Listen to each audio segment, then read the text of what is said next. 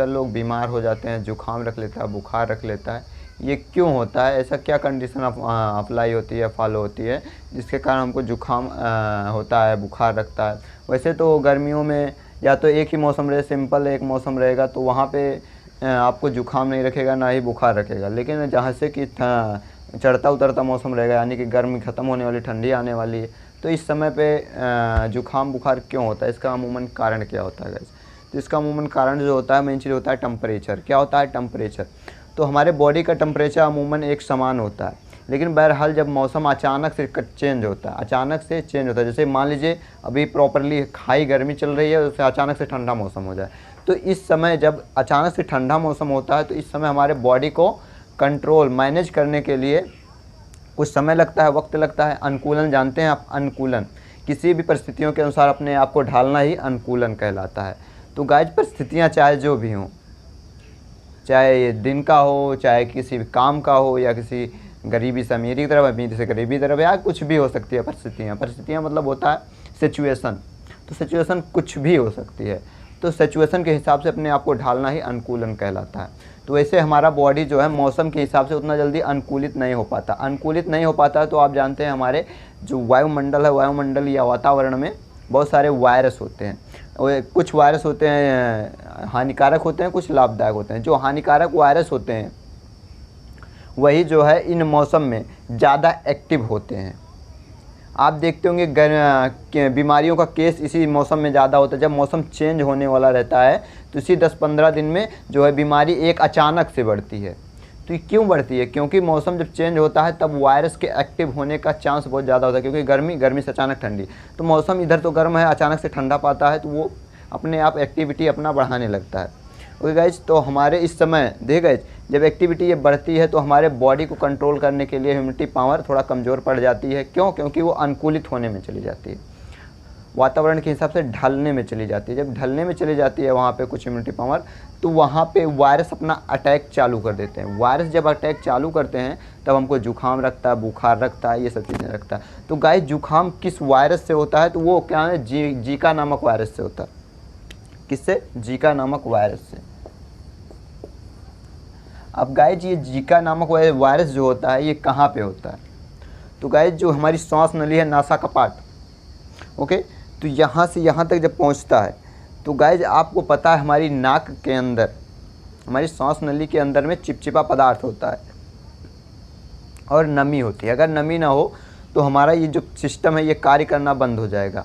तो वैसे ही जब पानी पीते हैं तो किस लिए हम पीते हैं? हमारे पूरे सिस्टम को नमी देने के लिए पीते हैं। बाकी पानी की कोई आवश्यकता नहीं होती हमारे बॉडी में, लेकिन हाँ अगर नमी नहीं मिलेगी तो हमारा बॉडी कार्य नहीं कर पाए। जैसे कि एग्जांपल पर मैं आपको देता हूँ, गाड़ियों में ग्रीस डलवाते हैं, बैरिंग्स में ग्रीस डलवाते हैं, और जो इंजन होता है, गाड़ी का इंजन होता है, उसमें मोबिल डालते हैं। तो ये सब चीज़ें क्यों डालते हैं, ऑयल क्यों डालते हैं? क्योंकि उस पर चिकनाहट बनी रहे, क्योंकि ज़्यादा बॉडी पार्ट्स पर ज़्यादा रगड़ ना लगे। वैसे ही हमारे बॉडी पार्ट्स को चलने के लिए सूखे, अगर किसी चीज़ को आप सूखा चलाएंगे ना तो वो जल्दी से घिस के ख़त्म हो जाएगा, तो उसको स्नेहक देता है। तो वैसे हमारे बॉडी को वाटर स्नेहक देता है।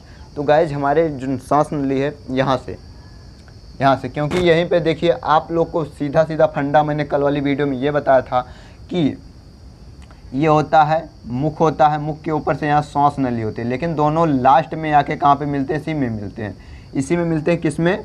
क्या बोलते हैं, ग्रसनी में मिलते हैं। फिर यहाँ से फिर चेंज होते हैं, अलग हो जाते हैं। एक चला जाता है अमाशय की तरफ में, एक चला जाता है फेफड़े की तरफ में।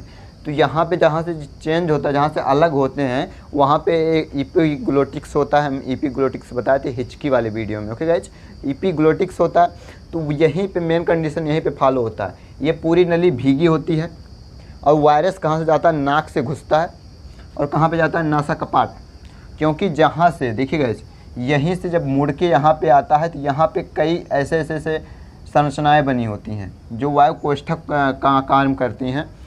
तो वायु कोष्ठक क्या होता है? अब ये सोच लीजिए, जैसे कि ये कोई स्थान होता है, मान लीजिए हम अचानक से हमें पानी में डुबकी लगाना है, तो हम पहले ऐसे खींचते हैं, ऐसे सांस पूरा खींच लेते हैं, उसके बाद नाक मुंह बंद करके पानी में डुबकी लगाते हैं। उसके बाद जब सांस फूलने लगती है, यानी कि सांस ऑक्सीजन ख़त्म होने लगती है, हमारा दम घुटने लगता है, फिर हम अचानक से ऊपर आके फिर सांस लेते हैं।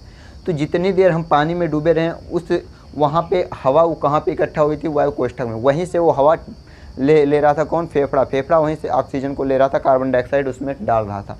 तो यहीं पे होता है, ये होता है पूरा नमी। अब ये नमी होता है जिसको आप सीधा सिंपल सी भाषा में फ़िल्टर बोल सकते हैं। क्या बोल सकते हैं? फ़िल्टर बोल सकते हैं। तो ये फ़िल्टर का काम क्या होता है? वायु में जो धूल मिट्टी कण वायरस होते हैं इन सब चीज़ों को साफ़ करने का।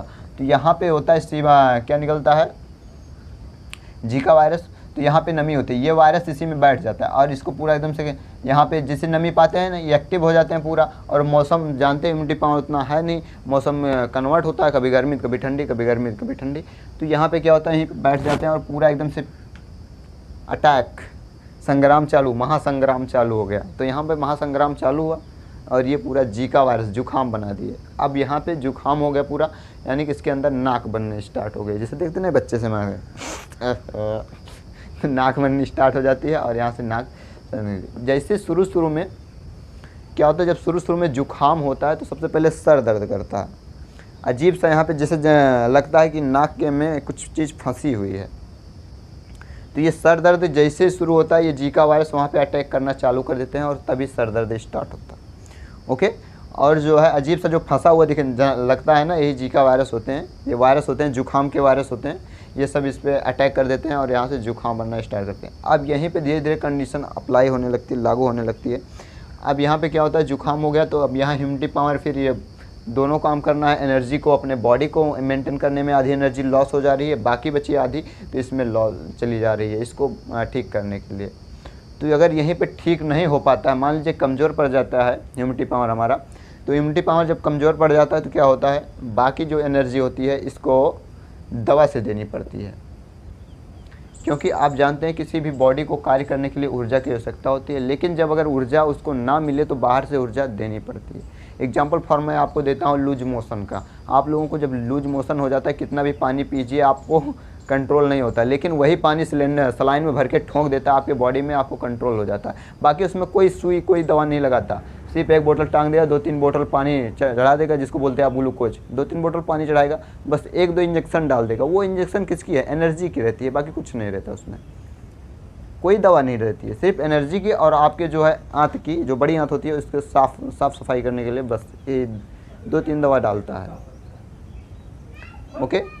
तो यहाँ पे जीका वायरस यहाँ से डेड होने लगता है और जब दवा खाते हैं तो और धीरे धीरे हम ठीक हो जाते हैं। बुखार कैसे आता है? बुखार जब ये जुखाम ज़्यादा हो जाता है, वायरस धीरे धीरे अंदर आने लगते हैं। जब अंदर आते हैं तब हमारे बॉडी का इम्यूनिटी पावर जो होता है, क्या बोलते हैं, आरबीसी में होता है एक टी सेल। क्या होता है? T sale. जो टी सेल होता है गाइस, जब आपस में लड़ता है तो वहाँ पे एनर्जी उत्पन्न होती है, हीट उत्पन्न होती है। एग्जाम्पल फॉर मैं आपको देता हूँ बाइक में जब पेट्रोल डाल के आप स्टार्ट करते हो और गाड़ी को चलाते हो तो आपका इंजन गर्म होता है। गर्म क्यों होता है? क्योंकि उसमें ईंधन जल रहा है और ऊर्जा दे रहा है। तो वैसे ही हमारे बॉडी में जब जुखाम के मतलब कि बुखार के वायरस या जुखाम के वायरस टी सेल से लड़ते हैं तो कुछ मरते हैं, तो वहाँ से एनर्जी उत्पन्न होती है। वही जो होती है हमारे बॉडी के टेम्परेचर को बढ़ा देती है और हमारे बॉडी में कमजोरी आने लगती है, जिसके कारण हमको बुखार ज़्यादा होने लगता है, यानी कि हमारे बॉडी का टेम्परेचर बढ़ने लगता है। ये छोटी सी जानकारी होगी जुखाम और बुखार के बारे में। तो आशा करता हूँ ये वीडियो अच्छी लगी। वीडियो को लाइक, चैनल सब्सक्राइब, दोस्तों में शेयर। मिलते हैं ऐसे नेक्स्ट वीडियो में नेक्स्ट टॉपिक साथ। तब तक के लिए जय।